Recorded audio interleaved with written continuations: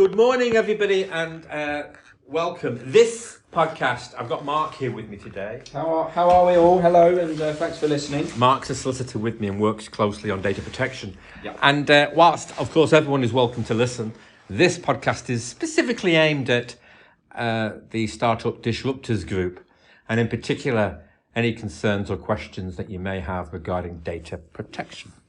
Now, data protection doesn't really excite solicitors.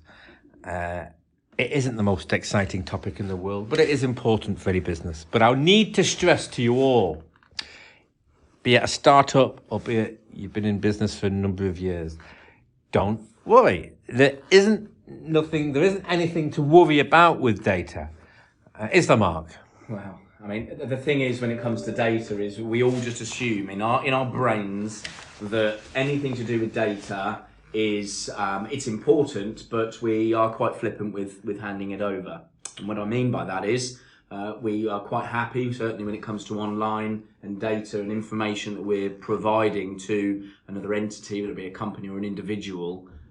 We're ready to just tick a box so that we can get on with our day. Would you agree, Michael? Yeah, to a degree. I mean, I think the starting point for all new startups, if I'm asked the question, should I register with the Information Commissioner for data protection purposes? The answer is yes. Yeah. I think it should be default. I mean, there are arguments as to, I don't deal with data, I don't process it, I don't do anything with it. No, I think everybody in business now has a general obligation to register. So you register with the Information Commissioner, that is a must. There is a criminal penalty if you don't. And it's only 40 quid, and it takes, well, somebody like me, from 40 quid, and for everyone at startup it'd be £40, and it takes less than 20 minutes to do. That's the most important thing. Secondly, is what do you tell your customers? Well, the answer to that is that you tell your customers as soon as you collect their data. So if you have a website, at the point that the customer enters their details is the time that you must notify them as to what you're going to do with that data. So if you intend to sell that data to weabusedata.com from America, you're perfectly entitled to do so, provided that the customer is aware that you are going to sell that data, and that you have an express notice indicating what you're going to do with that data.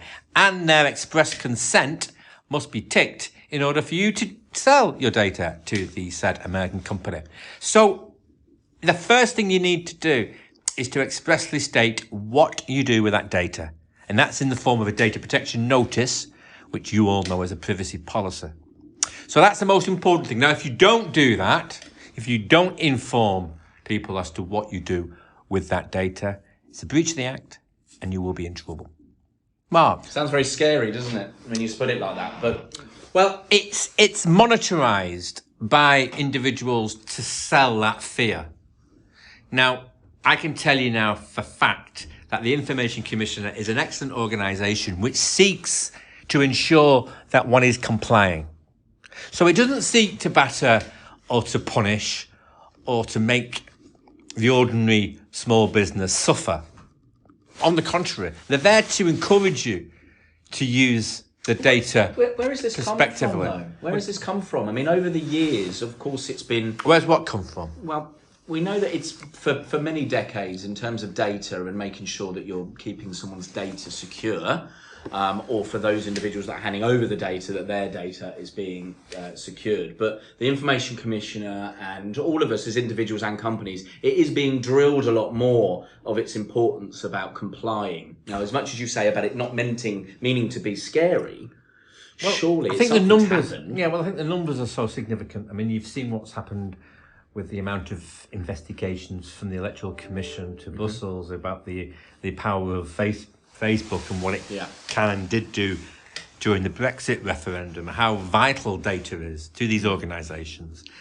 Now, I think generally Brussels and the EU have been very consumer friendly towards data. Yeah. It's really sought to put in policies and procedures and legislation in place to prevent the data abuse. And there's significant voices going on at the moment for the UK to relax those rules, and we'll start adopting more of an American approach to data, which is pretty much gloves off, do what you want with it. Right. So the Continentals will still remain very data friendly and trying to point the, silly things like you open your post in the morning and you'll have junk mail. Where did I get that from? I never asked for that. Well, you did. Along the way that you subscribed to a website or you ticked the box when you filled in a competition, if the small print regarding the notice informs you what they're going to do with the data, that's what they're going to do with the data. So it's really important that you embrace telling people exactly what you do with it. Yeah. And for that, it's data protection notice. So the GDPR references, if everybody refers to, we can't release that because of GDPR, it is nonsense. Provided that you have a suitable data protection notice which explains what you do with the data at the time you collect it, you're home and dry. Now, in addition to that notice, if Mark then comes along and says, "Oi, you, Michael, why have you sold my data to X, or why have I got an email from X?" Mm-hmm. You say, "Well, I did refer you to the notice and you did consent to it." And how would I have consented to it? Give me an example of that. Well, you would have ticked the terms and conditions, and the terms and conditions and the privacy policy would have been ticked. Yeah. Because you wouldn't have been able to proceed with the contract. Which means I was invited to read it, but I maybe didn't choose to read it. But the important thing to follow on from that is that as soon as Mark indicates to me that, okay, you've had an email from me, I'm not happy about it, but I accept that I did tick the box and I totally understand that you do process my data, no problem at all. Mm-hmm. Take me off, will you? Mm-hmm. Now, as soon as you take that person off, you're complying with the Act. As soon as you don't take that person off through willful ignorance or just incompetence, then you're in breach of the Act, and you're going to get into trouble. Now, depending on the individual involved, that trouble could well mean having to pay out a sum of money by way of compensation or having to go to court and defend it.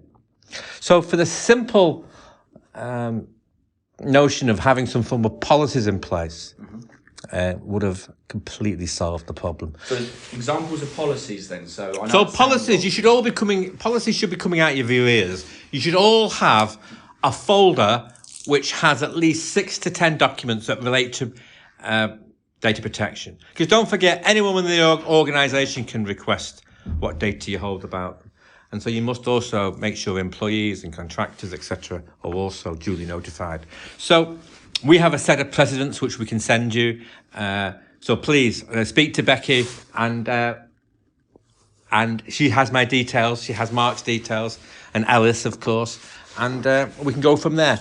But really, to all you startups, embrace your data.